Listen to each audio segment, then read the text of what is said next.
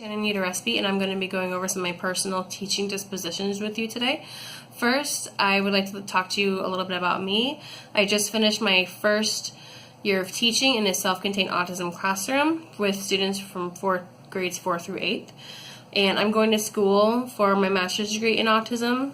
I always like to learn more about the disability and try and find new strategies to work with them. I take dispositions very seriously, and there are a few that I know that I have strengths in. First, I set realistic expectations. Because they have autism, it can be hard for them to work on grade level. So I set high standards, but they're at their own personal level. And then as they progress in my classroom, I provide them with a chance to go in the general education. I don't want to hold them back in my class when I know that when they're in the general education, they see positive role models with their peers. I hold each student to their own individual education. Students with autism, they have things called IEPs, or individual education programs, and I have to work on their specific goals to make sure that they can grow academically. I also differentiate lessons within my classroom, so they're all working towards a similar lesson.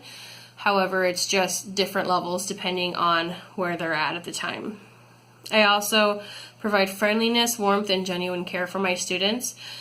Students with autism tend to have behaviors that are hard for them to, if they're trying to express themselves, they might throw things, and you just have to make sure that you know that it's not directed towards you, and that after the incident you still need to be there for them and be there for them for the next day. You can't take things to heart. Some of them have a hard home life, and then those that can express themselves, I want to make sure that they can come to me and let me know how they're feeling. I also try and find things that are in their interest, even if it's not in my own interest. Things like Bendy and FNAF, Five Nights at Freddy's. I've known a little bit about it, and I researched it just so that I can get to know them a little bit more, and then they can think that, oh, I can come to you about things from my home life and that I like. So some dispositions that I need to work on: recognizing reflection and experience to grow. I do reflect. I just know that sometimes I compare myself to other teachers. I'm wondering, like, how could I have done it better? And then I just hold myself to other people's standards, and I really need to look at myself. Sometimes I focus on the negatives of what has happened throughout the day or the year, and I really need to work on finding my own teaching strengths so that I can start growing. Effect with the community. I do work well with the community for the school and my own classroom as I push them out to Gen Ed, and we have a good school community for autism. We have, in the beginning of the year, I go around to each classroom or a couple classrooms in like certain grade levels and talk to them about autism and different ways and what to expect and how to be nice to the kids.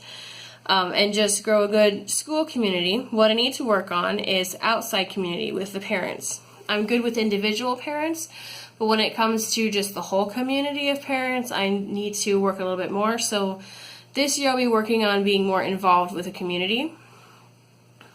And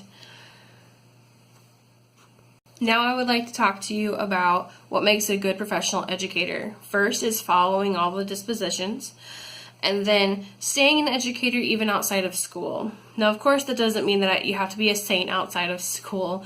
It does, for me, I believe, when you see a child like in a store, you still need to be professional, try and make sure that if you have anything in your cart to push it aside so they don't necessarily see. Or just making sure that they know that you're still a teacher even outside of school. I also agree that you should be advocating for the students that they have their needs are met academically and socially, learning at their correct level, and attend meetings on their behalf. A lot of this has to do with students with autism, but it could be for even a gen ed student. If a parent needs a meeting, make sure you talk to them and just let them know how their student is doing.